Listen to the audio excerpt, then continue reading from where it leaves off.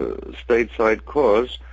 Last time we did it, it went down extremely well, because we had someone who toured with Accept before, and that guy is called Frank Trzaskowski, and he lives in Tennessee.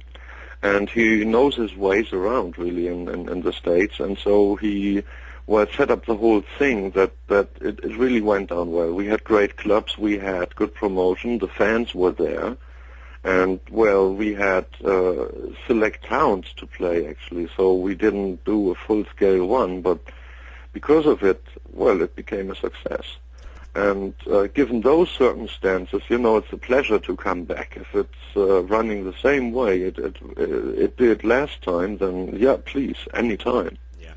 And the reason I ask, Michael, is because in some of the other artists that I've spoken to, the whole music industry, as you know, it's been well documented, has kind of shifted. Whereas back in the 80s when I first stumbled upon hard rock and heavy metal, it was always a band or an artist putting out a record and then, of course, putting the mega tour behind it. Now it's kind of like, with some people I've talked with, Michael, it seems like you have to tour and get yourself out there live to almost promote the album. Is that something that you've seen changed or felt a shift as you guys are recording and doing shows in Europe? No, well, certainly the situation is a different one from the States in Europe, and so what you are telling me here hasn't taken place yet in the rest of the world, but that's obviously because there's just like so many acts and so many things, and then a lack of support, surely from the media or whatever, and then there's I don't know, there's groups in the States who are not even interested in having heavy rock surface anywhere, right? And so we have similar things going in Europe, I'm pretty sure, even though the faces of these people never show, and you never know who it is behind there that doesn't want to let heavy rock come up or whatever, or get released on the public. But well, what we have to do is like any artist, even Madonna or Mariah Carey or whoever, they suffer from losses of downloads, right? Pirate downloads. And so you can estimate that like every artist is selling a mere fifth of what it used to be before. And for reasons like that, it's also more likely you have to be out live. Even though if we go out live in between just for the sake of doing this, what I think is being endangered is the quality of the music, because then you lose out on your personal piece or whatever.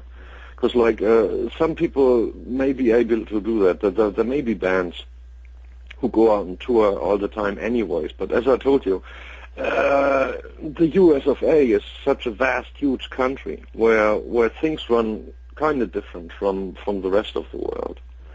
So like in Europe there's no need to think that way yet. Also the overall structure is a different one, and if people wanted to try it as people do it in the States, it would more or less get lost. No one would make a big deal out of it, or no one would even realize.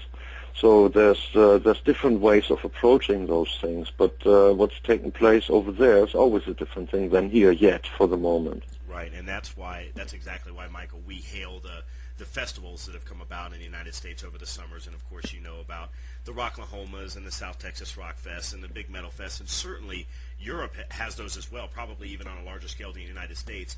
But I think that it's something that over here in our country is really helping to keep the music alive.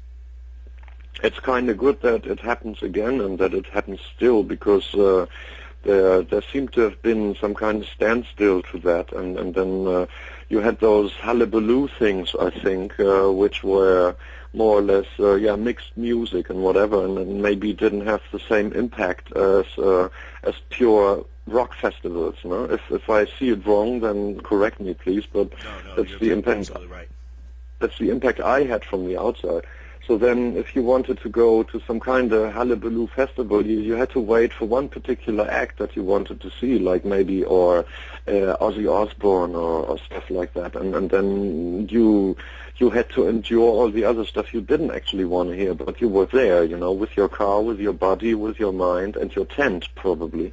And then, I wouldn't feel like listening to crossover music or new wave or new age or whatever being played there, in the form of a happening if it has nothing to do with like typical pop music. Right. Yeah, it's I hard. wouldn't know what to do there. I wouldn't move myself there. I wouldn't go there and watch. Yeah, it's hard you lose continuity. Not to take away from the artist, Michael, and I know that's not what you were saying, but it's kind of hard as folks to keep the continuity when you're out at one of these festivals and you see a Tom Petty and then Tom Petty directly followed by Helloween, or Helloween directly followed by Tom Petty. It's just, you kind of lose the continuity and you lose the fan attention for sure. Yeah, even though I don't think that's a bad thing, because those guys at least play guitar and they're good. Right. Tom Petty is great. Helloween is great. Yeah. Everything that goes with rock music and guitar-generated stuff and people who sing for real, I